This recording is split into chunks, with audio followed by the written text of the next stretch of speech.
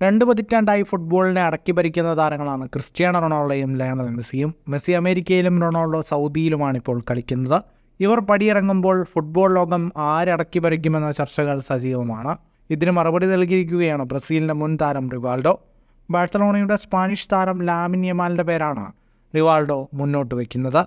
ബാഴ്സലോണയിലും Spanish ദേശീയ ടീമിലും തകർപ്പൻ പ്രകടനം നടത്തുന്ന താരമാണ് ലാമിൻ യമാൽ.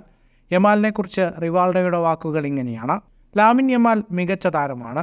ചെറിയ പ്രായത്തിൽ തന്നെ അവൻ മികവ് തെളിയിച്ചു കഴിഞ്ഞു. ഇത് ഞാൻ ഇഷ്ടപ്പെടുന്നു. ഇപ്പോൾ തന്നെ വളരെ ഉയർന്ന ലെവലിലെത്താൻ യമാലിന് കഴിഞ്ഞിട്ടുണ്ട്.